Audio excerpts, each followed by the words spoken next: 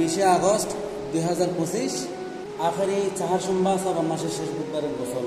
তো সেই হিসেবে অত্যন্ত বরকতময় আমল, গুরুত্বপূর্ণ আমলের কথা আজ আমি আপনাদেরকে বলবো।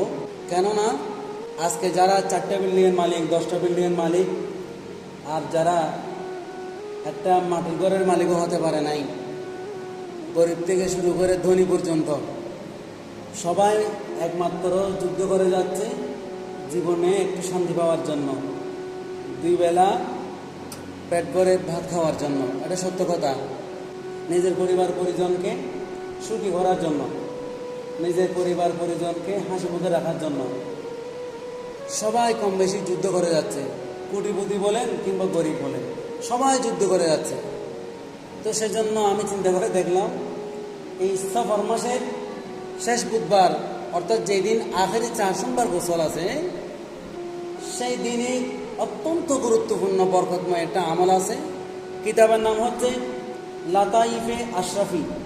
কিতাবের নাম হচ্ছে লাতাইফে আশরাফি, খণ্ড নম্বর 2 নম্বর খণ্ডে এই আমলের কথা উল্লেখ হয়েছে। সেটা হচ্ছে যে বান্দা, যে উম্মত, যে বন্ধু সূরা ইনশিরাহ, সূরা 3, সূরা নাসর, সূরা ইখলাস, আবারও বলতেছি, খেয়াল করবেন, সফর মাসের শেষ বুধবার আখেরি 4 সোমবার গোসল যেদিন হবে, 4 সোমবারের গোসল যেদিন হবে, সেই দিন যে আমল সেটা হচ্ছে সূরা ইনশিরাহ, সূরা 3, সূরা নাসর, সূরা ইখলাস, প্রত্যেকটা সূরা মাত্র 80 বার করে পড়বেন।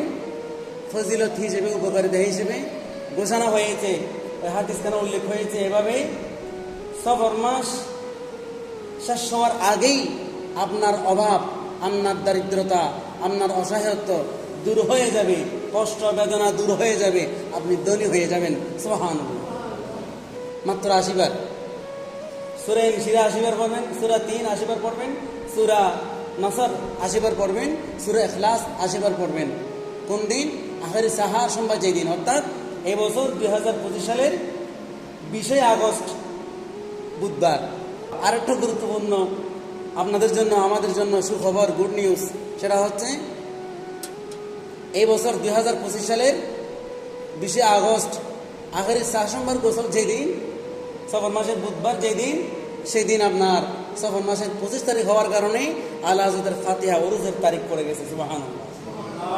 আলা হযরত ইমাম আহমদ রেজা খান ফাজিল বেরিল আহমদুল্লাহ ঘোষণা দিয়েছেন, আমার কলিজাকে তোমরা যদি ছিঁড়ে ছিঁড়ে 2 ভাগ করো, 1 ভাগ হয়ে যাবে লা ইলাহা ইল্লাল্লাহ, আর 1 ভাগ হয়ে যাবে মুহাম্মদ রাসূলুল্লাহ সাল্লাল্লাহু আলাইহি ওয়াসাল্লাম। জুড়ে বলেন সুবহানাল্লাহ। আলা হযরত, তিনি কেন আলা হযরত? আলা হযরত ইমাম আহমদ রেজা খান কেন আলা হযরত? দেখেন, আমরা ডান হাতে লেখা শুরু করলে বাম হাতে লিখতে পারি না, অথবা বাম হাতে অভ্যাস নাই, বাম হাতে লিখতে চাইলেও তখন ডান হাতে লিখতে পারি না। অর্থাৎ একই সাথে ডান হাত আর বাম হাত দোনো হাতে একসাথে আমরা কেউ লিখতে পারি না। এটা সত্য কথা। কেউ বাম হাতে লেখে, বেশিরভাগ ডান হাতে লেখে। কিন্তু আলা হযরত এমন একজন ব্যক্তিত্ব, তিনি এমন একজন হাস্তি। আলা হযরত ইমাম আহমদ রেজা খান নবীজির গোলাম, নবীজির আশিক, সত্যিকারের অনেক বড় আলেমও, অনেক বড় মুফতি মুহাদ্দিসও, অনেক বড় আল্লাহর ওলিও। সুবহানাল্লাহ। এই আলা হযরত ইমাম আহমদ রেজা খান ফাজিল বেরিল রাহমাতুল্লাহ আলাইহি একই সাথে দোনো হাতে লিখতেন। সুবহানাল্লাহ। ডান হাতে লিখতেন আমার নবীর শান, আর বাম হাতে লিখতেন যারা নবীর শানে বেয়াদবি করে তাদের বিরুদ্ধে। সুবহানাল্লাহ।